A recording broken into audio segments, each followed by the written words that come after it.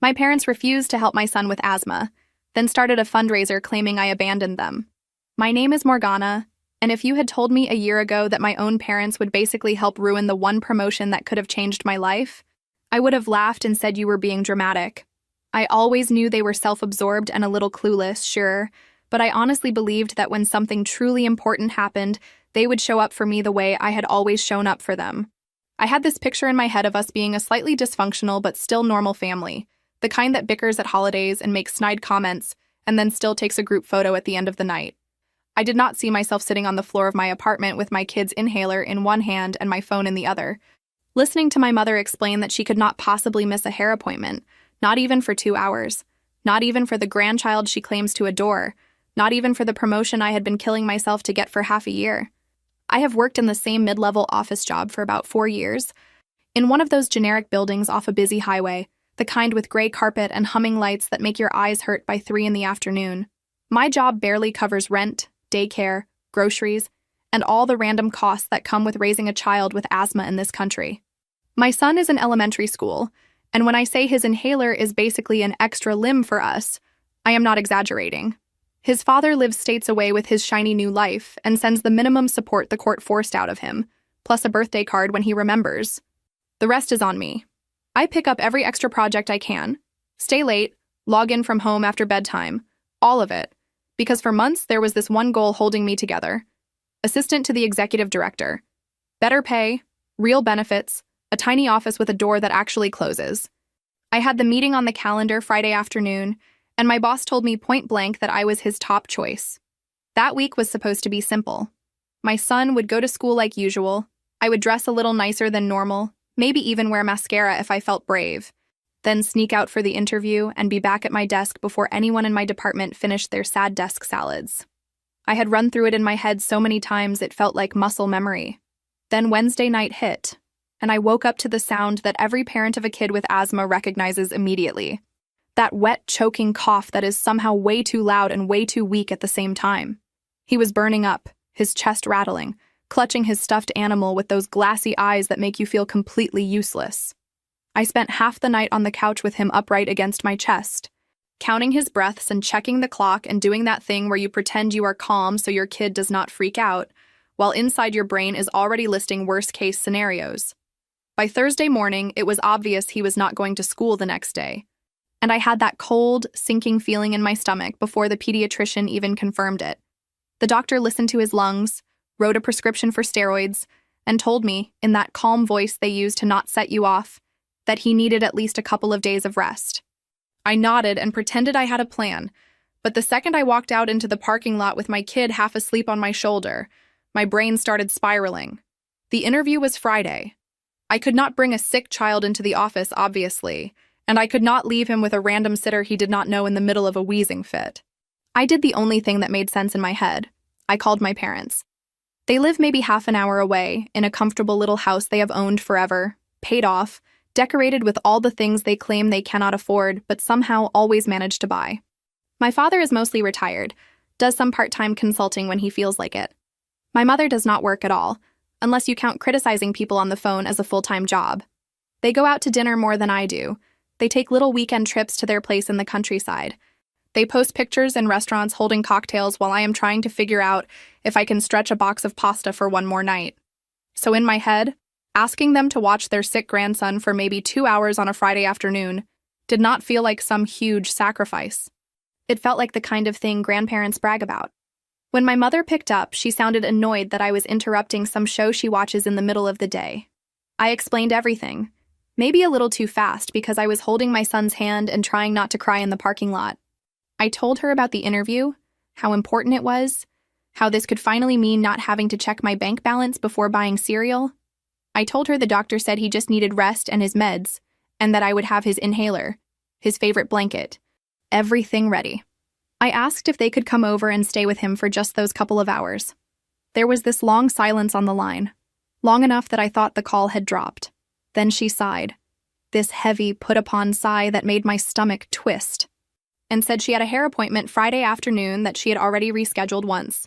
She started talking about how the stylist books out weeks in advance, how her roots looked terrible, how she could not just cancel again, or everyone would think she was unreliable.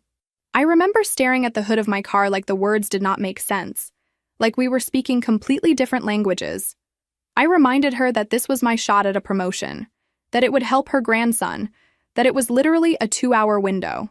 She said something like, maybe this is a sign that I should rethink my priorities, that a good mother would not put work ahead of a sick child.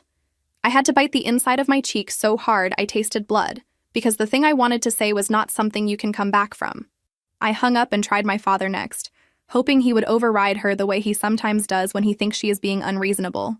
He listened, sounded distracted, and then repeated almost the exact same lines about how they had plans Friday, and it was too last minute.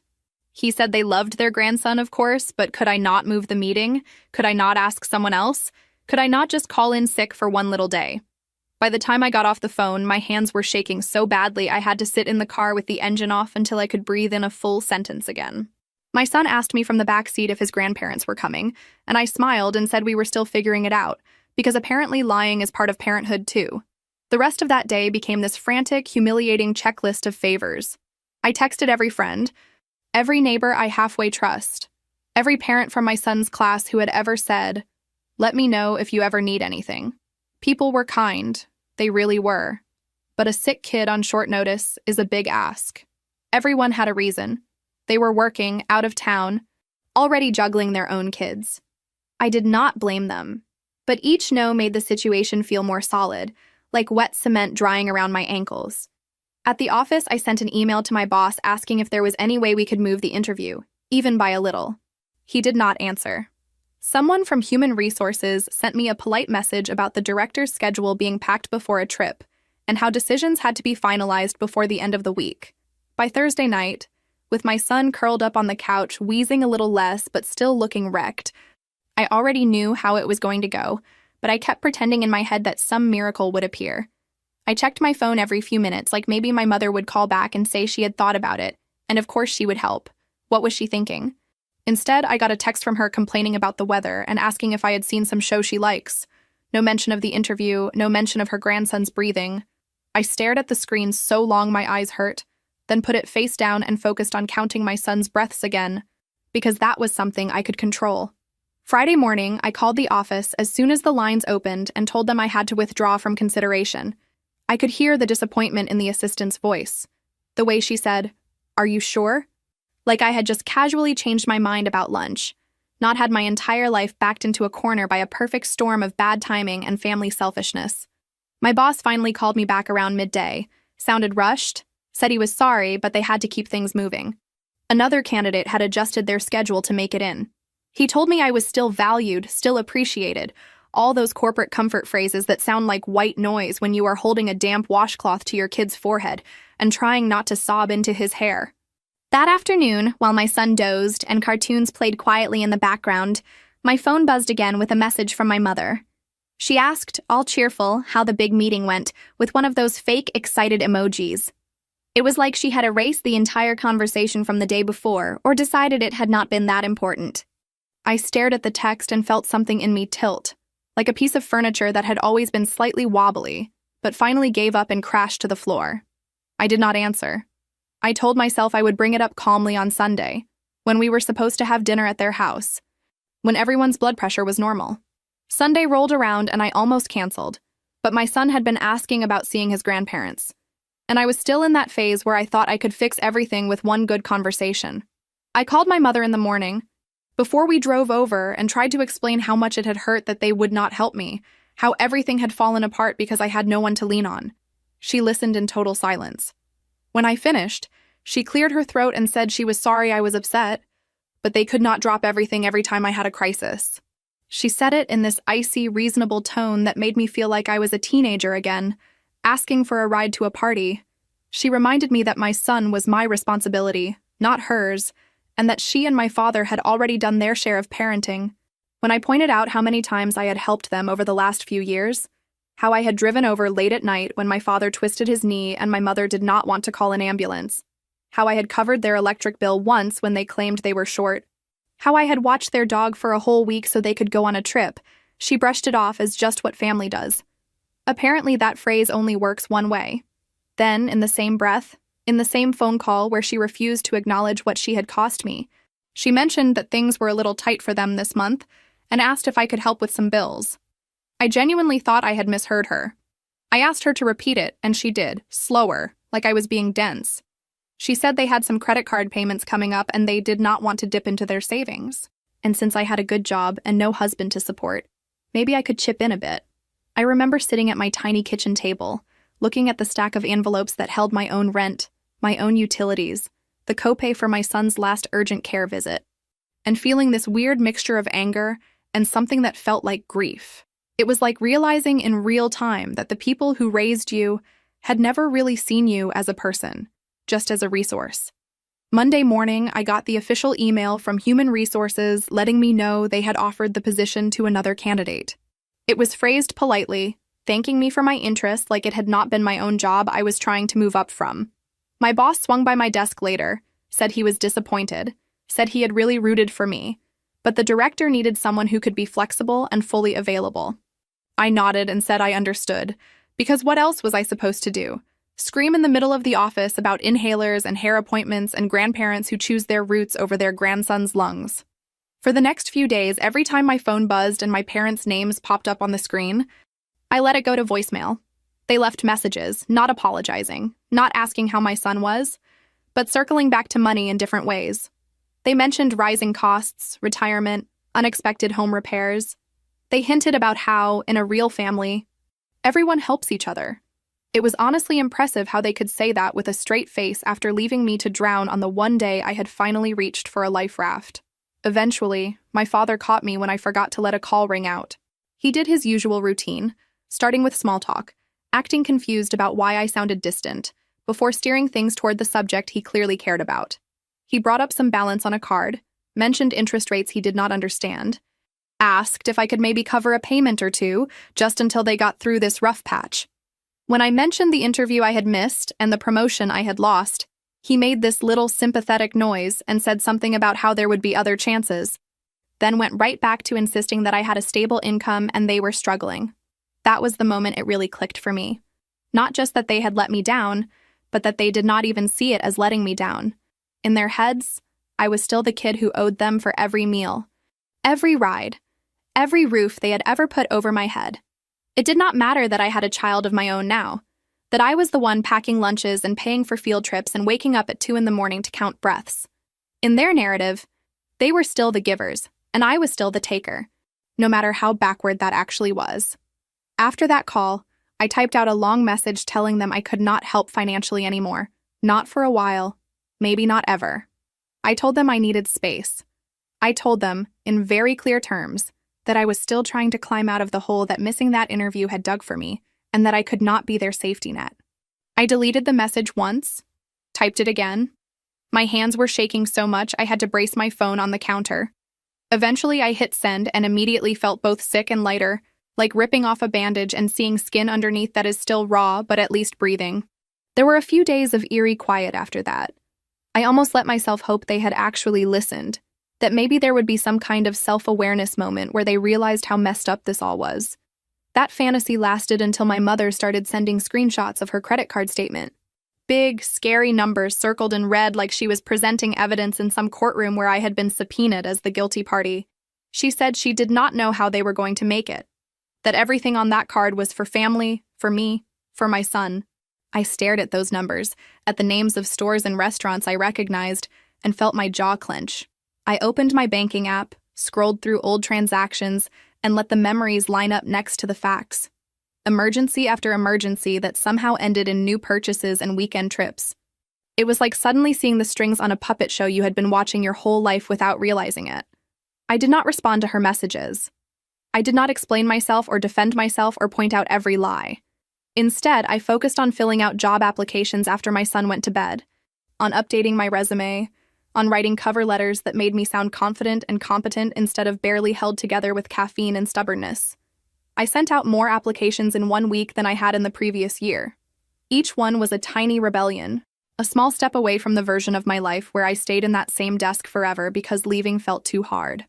Of course, my parents did not stay quiet for long. When direct guilt stopped working, they upgraded to social pressure. My aunt called one evening, voice full of concern, asking if everything was okay because my mother was so upset. She said she had heard I had cut them off and that they were on the verge of losing their house. And did I really think that was fair after everything they had done for me? I could practically hear my mother's words in the background, the way she twists stories until she sounds like the one being abused. I explained, as calmly as possible, that my parents had not been honest about their situation, that they were not about to end up on the street, that they had refused to help me on a day that actually mattered. My aunt made the usual noises about how family is complicated and everyone makes mistakes, and should I not just sit down with them and talk it through? I told her I had tried talking. I had begged, actually. They just preferred their version of events where I was the villain. She did not have a response to that. She just sighed and said she would pray for us, which is basically code in my family for, I am not going to challenge the people actually causing harm, but I am going to act like it is all in the hands of the universe now. Things reached a different level the day my father showed up at the park where my son and I were spending a rare calm afternoon. I was pushing my kid on the swing with one hand and sipping lukewarm coffee with the other when I saw my parents' car pull into the lot. My stomach dropped so fast I felt dizzy. My father got out with that big smile he uses in public, the one that makes people think he is this warm, easygoing guy. My son squealed and waved because he still loves them, because he does not understand any of this. My father hugged him, swung him around once, then asked if he could talk to me alone for a second. He gestured toward a picnic table a few yards away, leaving my son within eyesight but still close enough to hear the swings creaking. He started in on how my mother was not sleeping, how she cried every night, how she did not understand why I was punishing them. He sprinkled in phrases like golden years and fixed income and pressure, as if I were some faceless collection agency instead of their daughter. When I asked why they could drive all the way to the park unannounced to corner me like this, but could not drive to my apartment to sit with their grandson for 2 hours so I could try to get a better job, he did not have an answer that made sense. He sort of shrugged, said it had been a busy week, that my mother had her appointment, that they had already made plans. Plans apparently outrank a sick child and a career opportunity, but do not outrank a guilt trip road trip. Later that week, my brother called. My brother and I are not especially close, partly because we have both been busy surviving our own lives, partly because our parents have always played us off each other in that subtle way that keeps kids second-guessing each other. He told me very quietly that our parents had pulled a similar stunt with him the previous year. They had begged him for money for an urgent plumbing disaster, made it sound like their house was about to be condemned, only for him to find out later that the so-called emergency had somehow ended in a fully redecorated living room. He said he wished he had warned me sooner, but it is hard to warn someone about something you are still trying to process yourself. Hearing that did not make me feel better exactly, but it helped something click into place. This was not one bad decision from them. This was a pattern. I just had not wanted to see it, because seeing it meant admitting that the people I kept hoping would change had actually been the same for a very long time. In the middle of all that mess, I got an email from a smaller company across town inviting me to interview for an administrative position with better pay and more flexibility. The timing was almost painful. Part of me wanted to turn it down out of pure fear that the universe was about to play the same twisted joke on me again. Another part of me knew that if I let my parents' sabotage scare me away from every chance, I would still be sitting at that same desk when my son graduated high school. I lined up childcare properly this time. I talked to a neighbor I trust, a woman who had watched my son before for shorter stretches, and who understood his asthma routine. I paid her because I have learned that when people say, "Let me know if you need anything," sometimes what that actually means is hire me and do not feel guilty about it. I did not mention the interview to my parents at all. I did not want to give them information they could weaponize. Of course, they still found ways to make everything about them. My mother started sending these long, emotionally loaded messages about how disappointed she was in me, how she never imagined raising a daughter who would turn her back on her parents. In the same breath, she would mention a lingering balance on the card and how a small contribution would really show that I still cared. I checked their social media one night, because I am not above that kind of self-harm, apparently, and there they were, smiling at some fancy-looking restaurant with friends, my mother in a dress I had never seen before. The caption talked about living life to the fullest. Gratitude, all those cheesy phrases people slap under pictures of expensive cocktails. I wanted to throw my phone across the room. Instead, I put it down, went back to practicing answers to interview questions in the mirror, and tried not to think about the fact that my parents were literally asking me to pay for a lifestyle they clearly had no intention of giving up. The night before the interview, there was a knock on my apartment door a little after 8. I was in sweatpants, my son was in pajamas, and we were halfway through a movie for the third time because sick kids like repetition. I opened the door and found my mother standing there in a nice coat, makeup still on, like she had just come from another dinner out. She did not text first, did not call, just appeared, the way she always used to walk into my place when I first moved out, because she had a spare key and no concept of boundaries. She stayed in the hallway when I did not step aside, delivering her usual speech about being desperate and drowning, but getting vague the second I asked for specifics. She kept circling back to the credit card, to interest, to how unfair it all was. When I pointed out that the card seemed to cover a lot of dinners and trips and gifts for herself, she changed the subject. I told her as calmly as I could that I could not help, that I had an interview in the morning I was focusing on, that I needed to take care of my son and myself first for once. She stared at me like I had grown a second head. She said something about me being ungrateful, how I would not even be in this country without them, which was a wild thing to say considering we are all from here, but that is how their logic works. I took a deep breath, said goodnight, and closed the door. She stayed on the other side for a full minute, maybe two, long enough for my heart to pound loud enough for my son to ask from the couch if everything was okay. The interview went well. Better than well, actually. The manager was kind. Straightforward, seemed genuinely impressed with my experience. They talked about flexible hours, partly remote work, health benefits that sounded like something out of a dream to someone who has had to argue with billing departments over every inhaler. I walked out of that office a little dazed, like maybe the universe was not completely against me after all. The very next day, before I had even heard back officially, my parents escalated. They created one of those fundraising pages online and blasted the link out to what felt like every relative we have. The description was vague and emotional, all about unexpected medical issues and financial hardship. There was no mention of the dinners, the trips, the shopping. There was definitely no mention of refusing to help their daughter on the day she needed them. It was all about them being poor, sick, abandoned by their ungrateful children. My phone lit up with notifications as cousins and old family friends shared the link, commented with heart emojis and prayers. My brother called me, sounding furious and exhausted, because of course they had not told him this was coming either. We both stared at the page, at the target amount that was way higher than whatever credit card screenshot my mother had sent me. He left a cautious comment, asking what exactly the funds were for and whether there was any documentation, trying to keep it civil. The comment disappeared within an hour.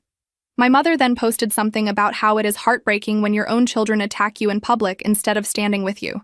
Over the next few days, the fundraiser started to crack under its own weight. A couple of my cousins, the ones I had messaged privately, began asking polite but pointed questions in the comments. They wanted to know what exactly the medical emergency was, which hospital, what kind of treatment. They asked if my parents could share any documentation so people knew their donations were going to the right place. My mother tried to answer vaguely, hiding behind words like privacy and dignity, but the questions kept coming and the answers did not get any clearer. Then my aunt, the one who had been housing them in her guest room, left a comment that was professional but devastating. She mentioned that she had recently accompanied my parents to a financial meeting, and that while things were tight, there was a payment plan in place and no immediate crisis. She suggested that anyone concerned should reach out to my parents directly for specifics before donating. Within hours, the fundraiser was gone. No explanation, no update, just deleted like it had never existed. A few relatives reached out to me privately after that. Some apologized for believing the story without question. Others said they had suspected something was off, but did not want to cause drama. One cousin, someone I barely know in real life, sent me a message saying she had been through something similar with her own parents, and that she was proud of me for standing my ground. It did not erase the humiliation of seeing that page in the first place, but it helped to know that at least some people could see through the performance. I typed out at least 3 different versions of a response. One was brutally honest. One was just a link to their dinner photo with a question mark. One was a long explanation of everything that had happened with my promotion. My son, the bills. I deleted all of them. In the end, I sent private messages to a couple of relatives I actually trust, suggesting they ask my parents for specific details and paperwork before donating. I said there had been some inconsistencies and left it at that. I figured if people wanted to see the truth, they would follow the breadcrumbs. The offer from the new job came through 2 days later. The salary was higher than what the promotion I had missed would have given me. The benefits were better. The schedule included the possibility of working from home when my son was sick. It felt like someone had finally cracked a window in a room I had been suffocating in. I accepted on the spot, then took my son out for ice cream that dripped all over his shirt and did not even care, because for once the mess around me felt like the good kind. Of course, the drama with my parents did not magically disappear just because I was climbing onto a different rung of the ladder. One afternoon, not long after I had started the new job, I got a call from the management office of my apartment complex. The woman on the line was polite but confused, asking if my parents were authorized to enter my unit without me being there. Apparently, they had showed up at the front desk saying they had lost their key and needed to drop off some urgent medication for their grandson. They did not have a key card on file, obviously, because I had never put them on the lease. The staff followed the rules and refused them access, but they wanted to double-check that this was correct. I felt my skin go cold. I told the manager that my parents did not have permission to enter my apartment, that there was no medication, that they should not be let in under any circumstances unless I was there.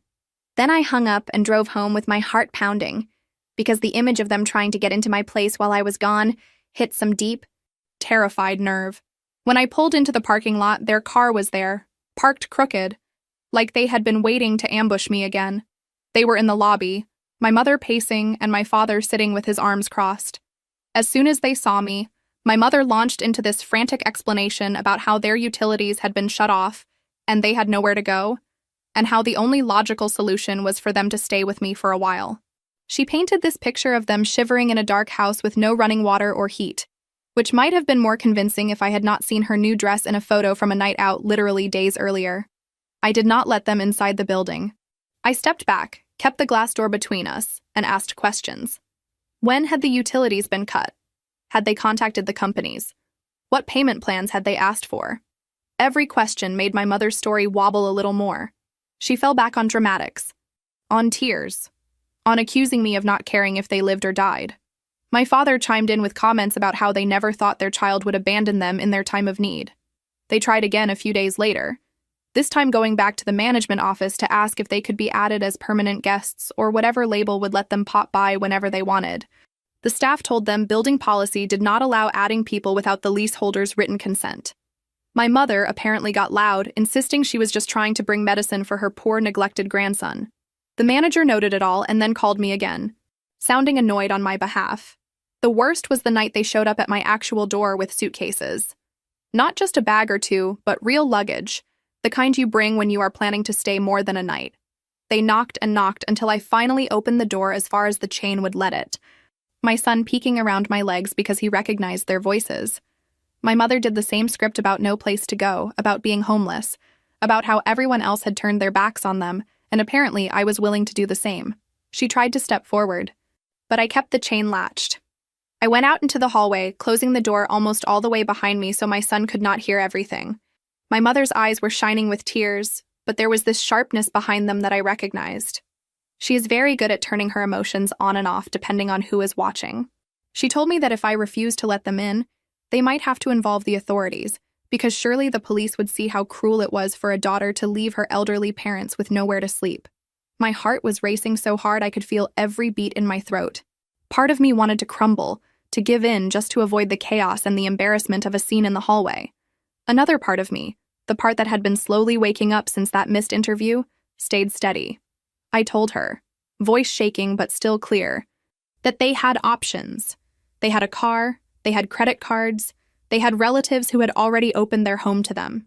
They had created this crisis, and they did not get to solve it by shoving it onto me and my kid. They did not call the police. I honestly do not think they ever planned to. The threat was just one more weapon in their manipulation arsenal. Eventually they left, stomping down the stairs loud enough for my downstairs neighbor to text me asking if everything was okay. I lied and said we had just had a family disagreement. It felt too weird to type out the truth, that my parents had tried to move into my one-bedroom apartment by force. The next morning, I woke up to an email from my father. It was a list, an actual typed-out list of every expense they claimed to have had for me since I was born. Hospital bills, school supplies, braces, prom dresses, all of it, each one with an imaginary dollar amount next to it. At the bottom, there was a total that meant nothing in real terms, but was clearly supposed to shame me. The subject line was something about balance due. As if parenthood were a loan I was now being called to repay with interest. I stared at that email for a long time. I laughed once, this short, hysterical laugh that startled my son in the next room. Then I cried, the ugly, silent kind where your whole body shakes. Then I took a screenshot and sent it to my therapist because, yes, I finally got one of those, thanks to the new job's insurance. It took me that long to admit that whatever had been happening in my family my whole life was not just regular family drama. It was a pattern of manipulation so deep that I had been drowning in it without even seeing the water. Therapy helped me put words to things I had always felt. It helped me see that saying no to my parents was not cruel, it was self-preservation. It helped me build boundaries that did not crumble at the first sign of guilt. With my therapist's help, I also realized I needed more physical space. So, a few months into the new job, after a lot of budgeting and a small miracle in the form of a move-in special, I upgraded to a 2-bedroom apartment in the same school district. My son got his own room for the first time in his life. Watching him fall asleep under his own posters with his own little lamp on his own little nightstand made every panic attack I had during that move feel worth it. My parents, of course, treated the move as a personal attack, as if I had done it just to spite them. They heard about it through the family grapevine, not from me, because by then I had blocked them on most platforms and kept communication to a bare minimum. They told anyone who would listen that I had moved to keep them from visiting, that I was poisoning their grandson against them, that I was ungrateful for everything they had ever done. Around that time, they tried a different angle that scared me more than anything they had done so far. One afternoon, I got a call from the front office of my son's school. The secretary sounded a little flustered, asking if I had authorized my parents to pick him up early for a doctor's appointment. My heart practically stopped. I told her absolutely not, that there was no appointment, that my parents were not allowed to take him anywhere. She put me on hold, then came back and confirmed that he was still in his classroom, that they had not let anyone sign him out. They had called me because something about my mother's story had not quite added up. Apparently, my parents had marched into the school office, acting as if it was totally normal to pull a kid out without notice. They used the fact that they were still listed as emergency contacts from years ago. They spun some vague story about a same-day medical thing that needed attention. The staff, bless them, had enough sense to double-check, and that call probably prevented a scene I do not even want to picture. I hung up with the school and immediately drove there, shaking so hard I had to park and breathe for a minute before going inside. I updated every form they had, removing my parents as contacts entirely, adding my neighbor and my brother instead. The principal met with me and listened as I explained the situation, at least the parts I could explain without sounding completely unhinged. She was kind, professional, and clear that they would not release my son to anyone not explicitly approved by me. I walked out of that building with a mixture of relief and this sick, hollow feeling that my own parents had tried to go around me to get to my child. That night, my parents called nonstop. I did not just let the calls go to voicemail. I sat in my car outside a police station for a good 20 minutes, hands shaking on the steering wheel, trying to decide if I was overreacting or finally reacting appropriately for once in my life. When I finally went inside and talked to an officer, he was kind but realistic. He explained that because the school had stopped my parents and my son was safe, it would be hard to push anything criminal right then, but he helped me file a report anyway, so there would be a paper trail. He suggested that if they tried anything like that again, I should look into a restraining order. I walked out with a little card that had a case number written on it. I still keep it in my wallet. That tiny rectangle of paper felt like both a shield and a punch to the gut, proof that my own parents had officially crossed a line I could not pretend away anymore. The calls and messages that night swung from outraged to wounded to manipulative and back again. They accused me of trying to turn my son against them, of being cruel, unstable, vindictive. My mother shouted in one voicemail that I had embarrassed her at the school by making it seem like she was some kind of predator. It did not seem to register with her that walking into a school and trying to remove a child without his parents' permission is exactly the kind of thing that makes you look like one. My aunt, who had been housing them on and off in her guest room, finally hit her limit and called me one evening after dinner. She sounded tired in a way I had never heard before. She told me that my parents had not been honest about their financial situation with her either. They had refinanced their house years ago, taken out money they never mentioned, and then fallen behind on payments because they kept overspending on things that had nothing to do with survival. She had gone with them to a meeting at the bank and learned that they had worked out a manageable payment plan. They were not, and had never been, at risk of being thrown out on the street. They just did not like the idea of cutting back on their lifestyle. When I told her about the school incident, the case number, and the conversation with the police, I watched her face go pale. She said very quietly that she had not realized it had gotten that serious. Neither had I, until it did. Hearing that should not have shocked me at that point, but it still did. It confirmed what my gut had been screaming for months. There had never been a real emergency. Every time they had talked about being desperate, it had been about preserving comfort, not avoiding disaster. They had wanted me, their daughter who was scraping together coins to pay for inhalers and field trips, to help fund their dinners and their trips and their impulse buys. And when I finally said no, they turned me into the villain in their story. There were still moments that made all of this harder than I expected. My son's birthday was one of them. He turned 8 that year, and all he wanted was a party at the little bowling alley near our apartment with a few of his friends from school. I booked the lane, ordered the sad pizza they serve at those places, bought a packet of balloons I was too lazy to blow up evenly. The night before, he asked, in that small, hopeful voice, if his grandparents were going to come. I had been dreading that question for weeks. I told him gently that they would not be there. I explained that there were some grown-up problems happening, that it had nothing to do with him, that they loved him in their own way, but that it was my job to keep him safe, and that sometimes meant limiting how much we saw people, even family. His face fell for a second, and I swear that tiny flicker of disappointment hurt more than any email or voicemail or fundraiser link ever could. Then he nodded, took a breath, and asked if his favorite friend from class would definitely be there, because that was what really mattered to him in that moment. The party went fine. Kids bowled badly, spilled soda, screamed over each other, all the usual chaos. I smiled and cheered and took pictures and pretended my heart was not breaking every time I saw a grandparent helping a kid pick up a ball that was too heavy. Later that night, after my son was asleep, surrounded by new toys and crumpled wrapping paper, I sat on the couch and let myself finally feel all of it. The anger, the grief, the weird sense of relief that he was surrounded by people who actually showed up. Several months after the school incident, after the hallway confrontation, after the fundraising drama, my father called again. This time his voice sounded different, less sharp, more careful.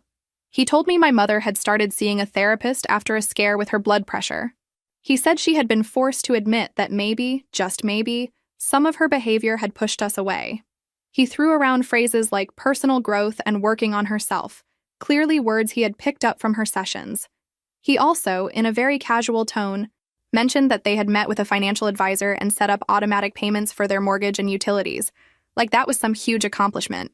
I almost commented that most people set those up the minute they move into a place, but I bit my tongue. He slipped in a comment about how therapy had made my mother see that relationships are a two-way street, and that maybe, if I did some work on myself too, we could all meet in the middle. That part made my jaw clench. I told him I was glad, genuinely glad, that my mother was finally talking to someone who was not a relative she could bully into agreement. I said I hoped they stuck with the financial plan. I also told him, as clearly as I could, that none of that changed the boundaries I had put in place. I said I was willing to exchange occasional emails with them, maybe send pictures of my son, maybe read updates about their health, but that was it. No surprise visits, no keys, no picking him up from school, no money. If they wanted more than that, they were going to have to prove over a long period of time that they were capable of respecting me as a parent and as a person, not just as a walking wallet. He did not like hearing that. He tried to argue, to guilt, to reminisce about when I was little and how close we had been. I let him talk, let him try every trick in the book, and then repeated the same boundary again. It felt repetitive, robotic almost, but that is what boundaries are when you are used to having none. They are boring and firm and not up for debate, and they make people who are used to steamrolling you very uncomfortable. So that is where things are now. I have a better job.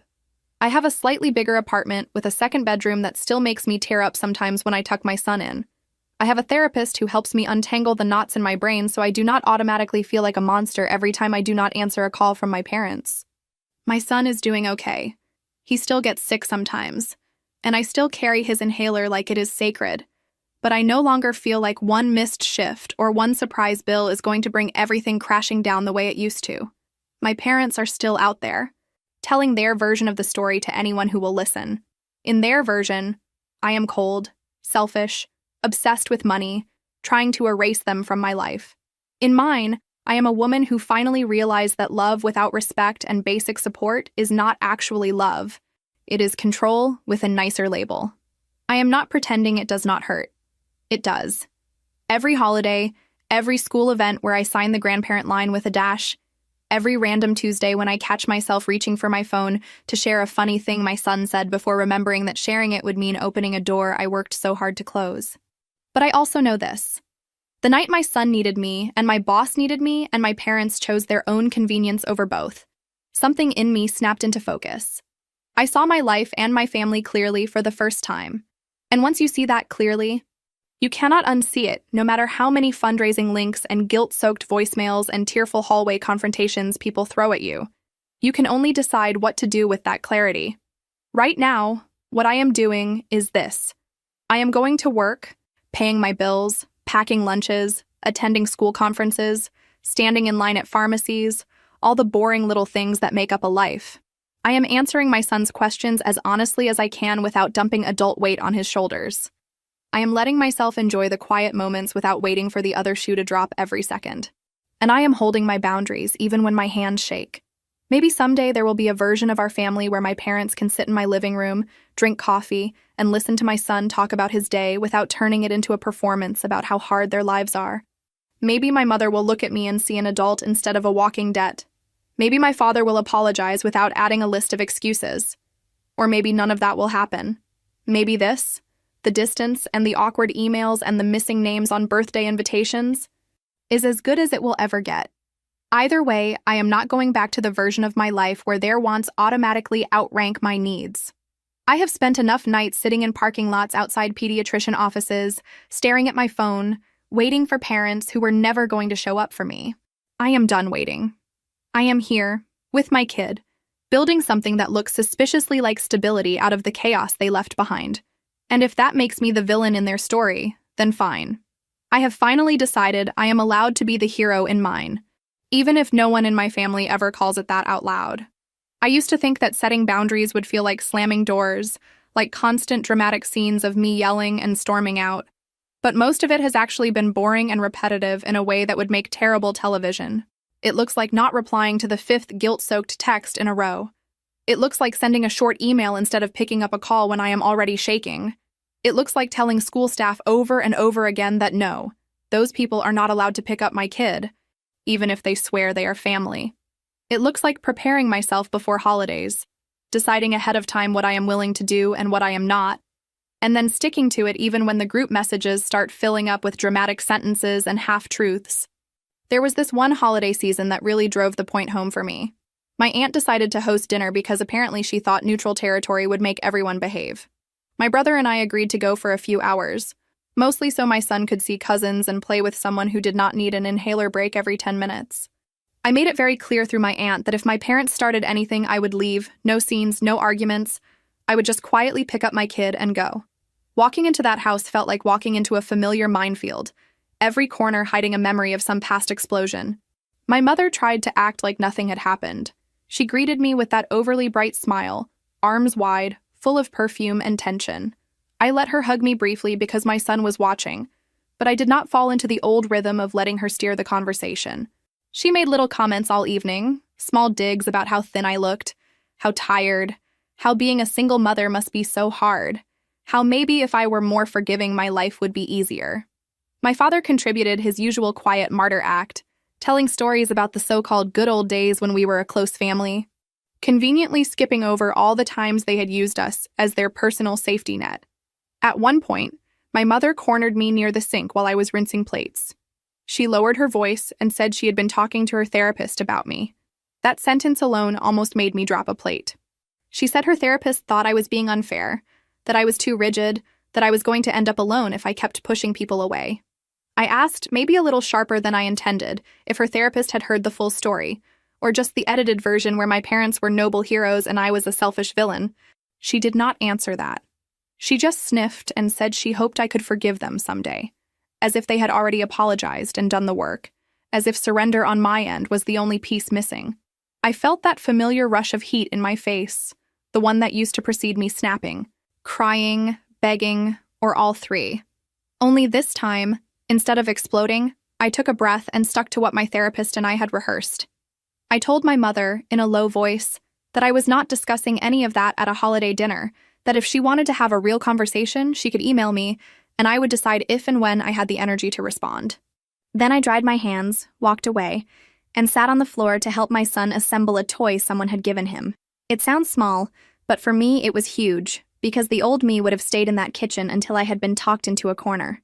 Later that night, after we left early and my son fell asleep in the car with a smear of chocolate on his cheek, my phone buzzed nonstop. Messages from my mother about how rude I had been, about how I had embarrassed her in front of the family, about how other mothers would kill to have grandparents so involved, and I was throwing that away. In the past, those words would have cut right through me. This time they still hurt. I am not going to pretend they did not. But there was also this new layer of calm over everything. I reminded myself that involvement is not automatically good if it comes with strings and knives hidden inside compliments. Therapy has not turned me into some perfect, Zen version of myself.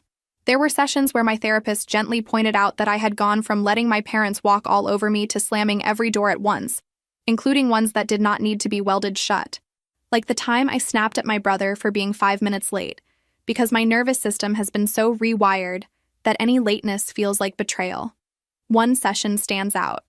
I was mid-rant about my parents when my therapist leaned in and asked whose voice it was telling me that taking time off work made me weak. Mine or theirs. I stopped cold. She pointed out that I had spent my whole life being told my needs were less important than someone else's, so of course I was still acting that way even when my boss had given me permission to have boundaries. Changing that narrator is slow. It looks like emailing my boss about leaving early for a school event without apologizing 10 times. It looks like saying no to extra projects and sitting with the discomfort instead of overcompensating. My relationship with my brother has changed too. We talk more now, in a quieter, more honest way. He comes over with snacks and sits on my couch while our kids play, and we swap stories about growing up in a house where everything was a favor owed. He told me once that he used to think I was the favorite because our mother called me first for everything. I laughed so hard I nearly choked, because from my perspective, he was the golden child who got away earlier, who set boundaries first, who moved just far enough away that our parents could not pop in without notice. We compared notes and realized that our parents had been running the same playbook on both of us, just with slightly different scripts. If he said no, they would sigh and say, "Well, we can always ask your sister. She is more reliable." If I hesitated, they would shake their heads and say, "Your brother would never leave us hanging like this." It was divide and conquer dressed up as concern. No wonder it took us this long to really talk. There are still days when I miss the idea of parents more than the actual people. Like when my son lost his first tooth and was so proud he made me take a blurry picture from every angle. Or when I got the first pay stub from my new job and realized that for the first time in a long time, there was a tiny bit of breathing room in my budget. I had this sudden urge to call my mother and say, "Look, I did it, I am okay." But I know how that call would go. It would start with congratulations and end with hints about how much easier their life would be if I could help a little now that I was doing better. So instead, I celebrate in smaller ways. I took my son out for a cheap burger and fries after that first payday and let him get the milkshake too. I bought myself a pair of jeans that actually fit instead of whatever was on clearance in the wrong size. I started a tiny savings account labeled emergency that is actually for me and my kid, not for someone else's overdue card. Every time I transfer a little money into that account, it feels like another brick in a wall between my life and the chaos my parents still choose.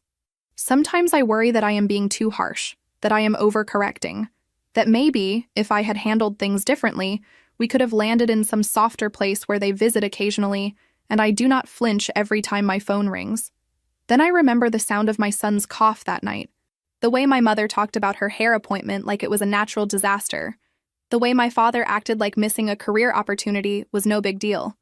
I remember them trying to walk into my apartment without permission, trying to walk into my kid's school without my consent. I remember that fundraiser, that list of invented debts, that email that felt like an invoice for my own existence.